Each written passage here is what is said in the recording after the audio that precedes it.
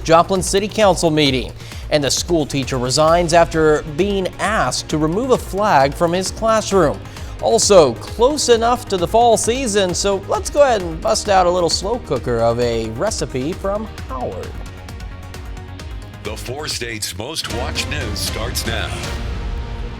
The Joplin City Council meets to discuss key items including cybersecurity. This is KOAM News at Noon. I'm Chris Warner. In July, the city was the victim of a cyber attack. The council had an emergency ordinance to consider a contract between the city and a cybersecurity firm based in Kansas City. City manager directed city staff to get bids from various companies to strengthen the city's cybersecurity position. Among the 11 bidders, Raven Eye LLC of Kansas City had the winning bid. Raven Eye would be responsible for co-managing the network security for the city and upgrading current network security systems. The council approved the new contract on an emergency basis. Also on the agenda last night, the possible creation of a commission for equity, diversity, and inclusion. 6 people spoke at the meeting, all in opposition to the resolution. Council was divided, with 3 members saying they don't believe this is the best option for the city. In the end, the council voted to table the resolution for the time being.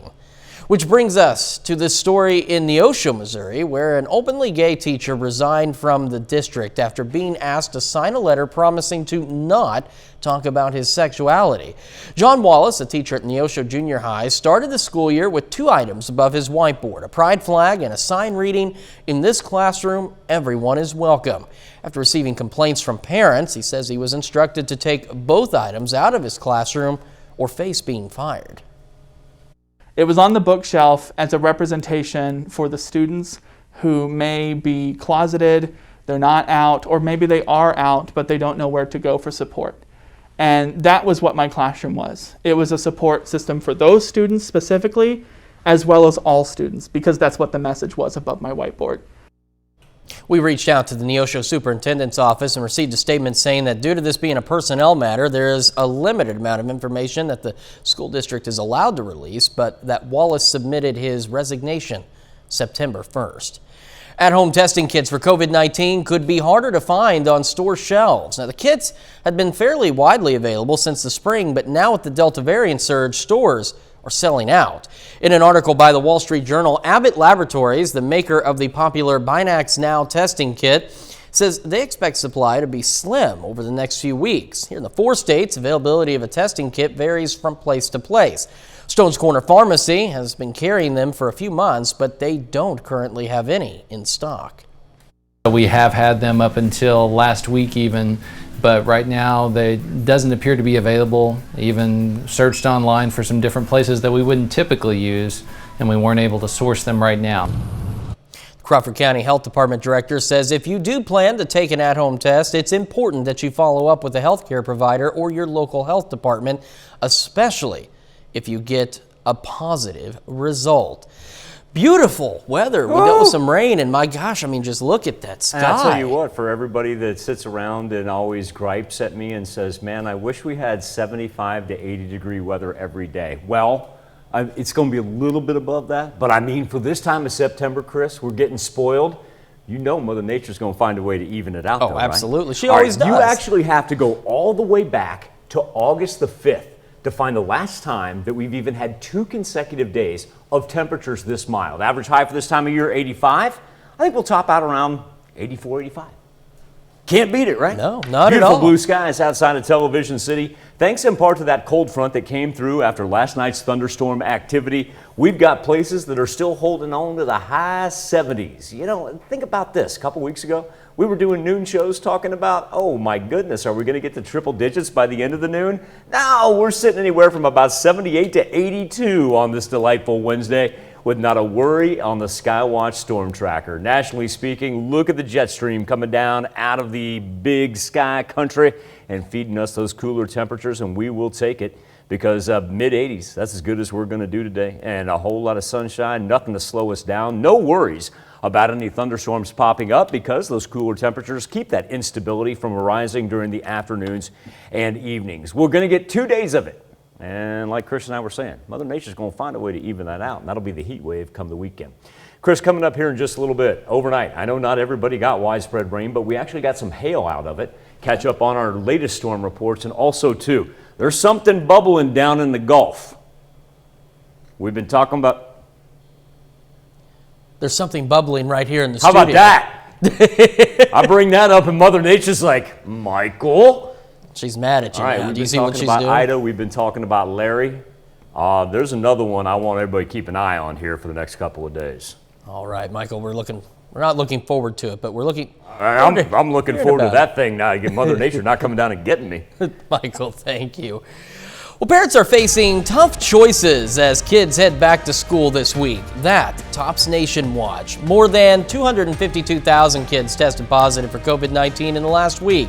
The American Academy of Pediatrics says that's the highest total ever in a 7-day stretch. The Academy says children accounted for more than 2% of all COVID cases in the U.S. in that week.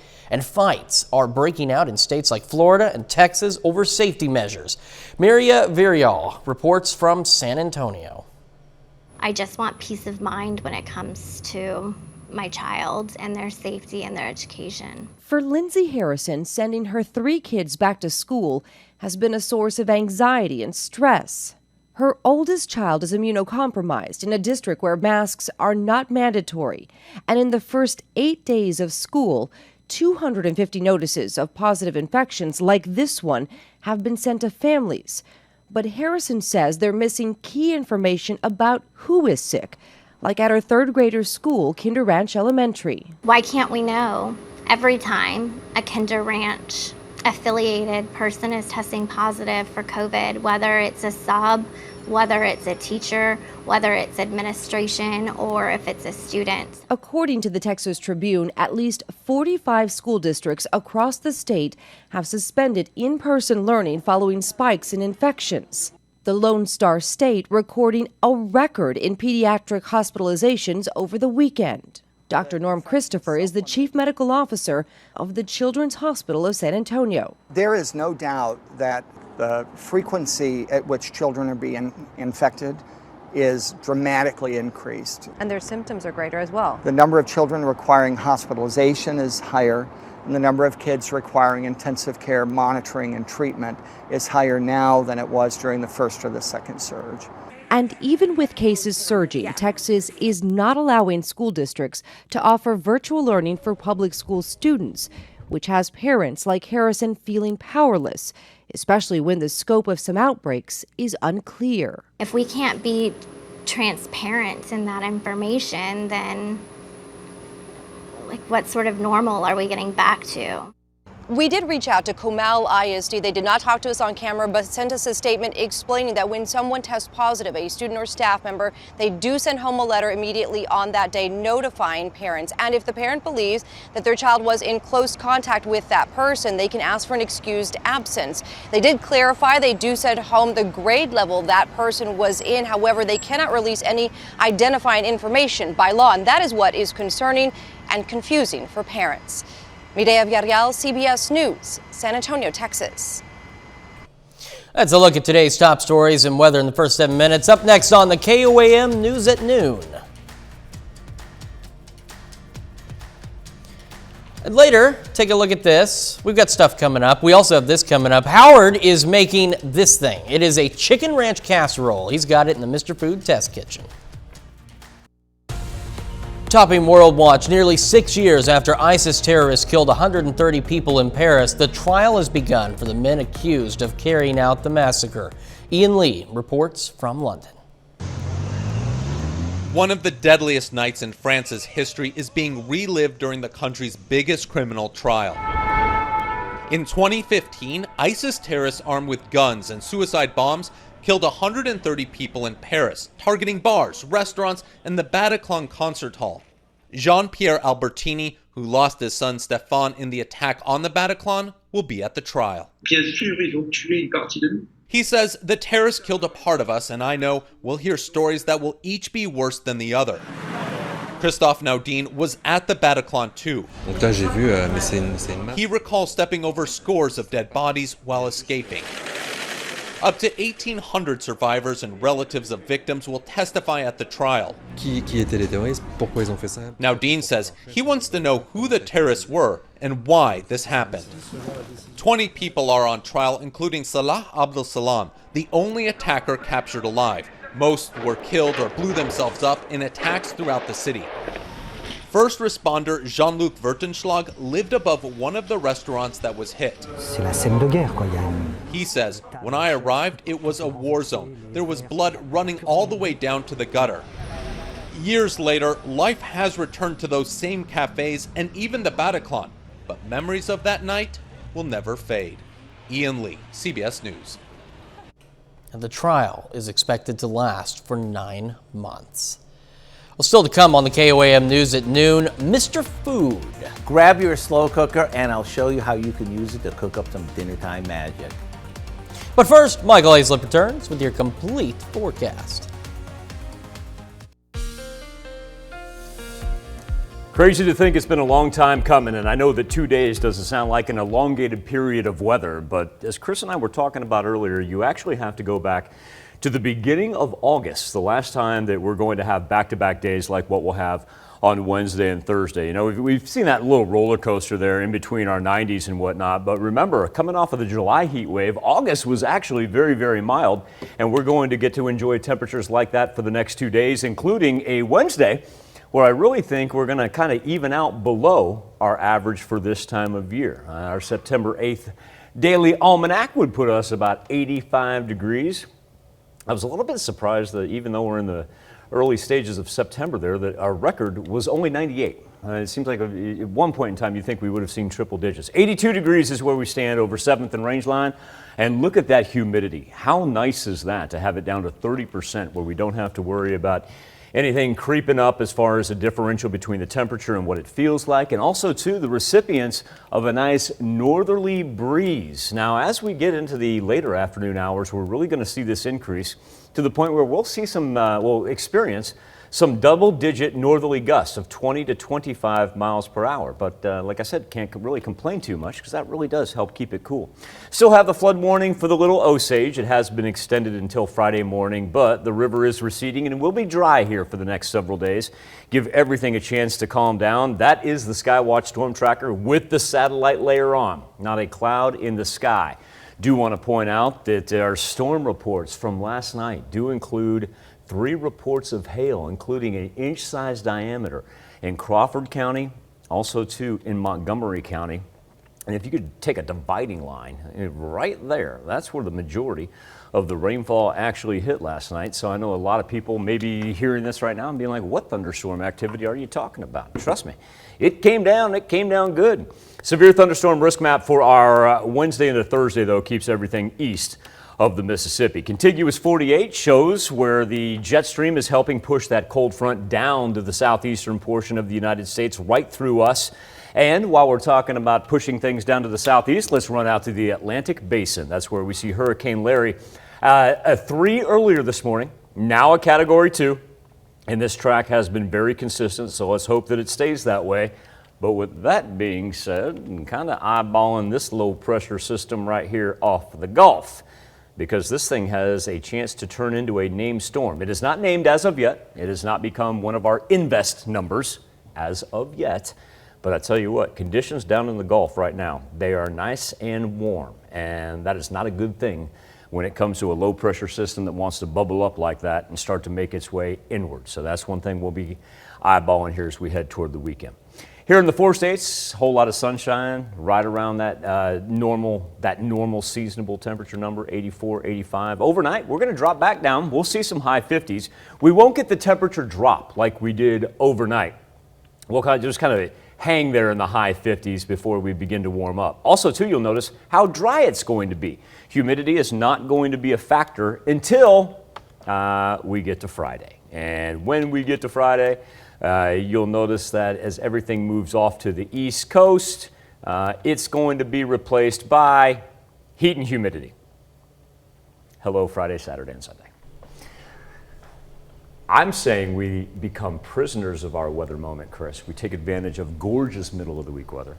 Yeah, I mean, you and know, we don't worry about the heat wave. it was looking so nice, even on Labor Day. I said, we need a Labor Week because we may not get this opportunity again for a while to really enjoy this. Friday night, Saturday night, we've got high school football. We've got Pitt State and Missouri Southern both with their first home games as well. Hydrate, folks. Well, but that's perfect opening football weather. Hydrate.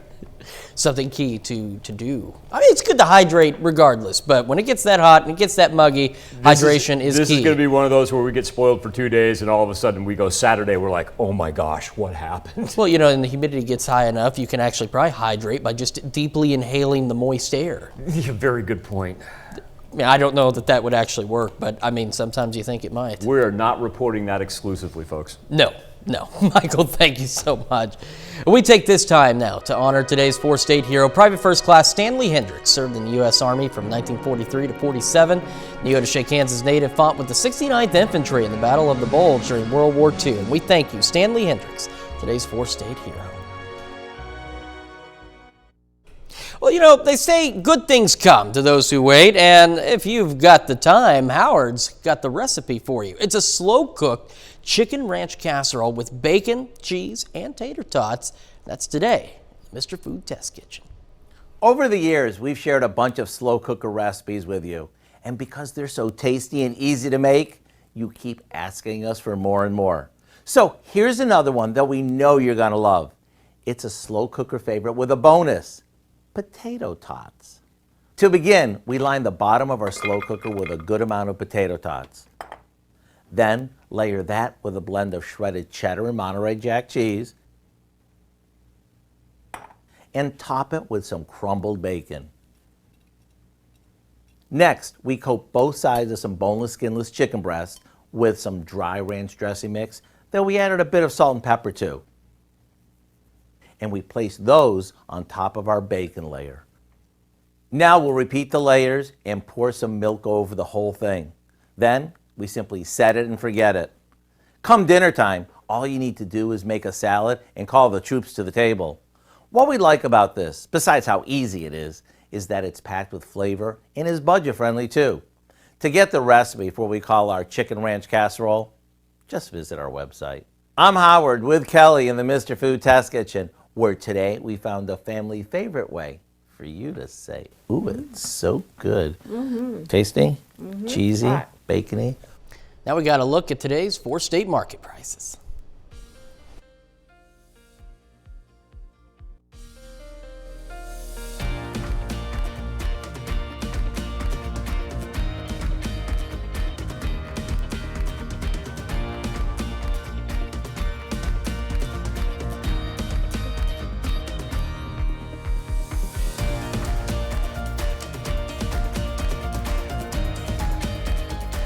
What a gorgeous Wednesday afternoon and evening we have. This temperature is only going to make it into the mid-80s. Now remember, that north wind is going to pick up. We'll have gusts of 20 miles per hour, but at the same point in time, that's what keeps it so nice outside. Tomorrow morning, get ready for some high 50s. And then after that, get ready for a weekend heat wave. Nice bit of taste of fall and then a little bit of summer again. She's going to feed it to us for 2 days. And then she's going to remind us, nah, the fall equinox isn't until September 22nd. Just teasing us. Exactly. Dow Quick, join us. What's coming up at 5? Yeah, at 5, 20 years after 9/11, first responders are still coping with the mental health impact. We're going to bring you one man's story. Plus, employers in the four states start changing how they attract employees. One of those ways is offering work-from-home jobs. We'll hear from a Joplin woman who just landed one of those jobs. And Freeman Hospital updates the public on the latest COVID numbers. Hope you'll join us for those stories. A whole lot more, of course, and it's all coming up today on KOAM News at 5. All right, Dow, Michael, thank you. That is our time for now. We'll see you back here at 5. Have a great afternoon.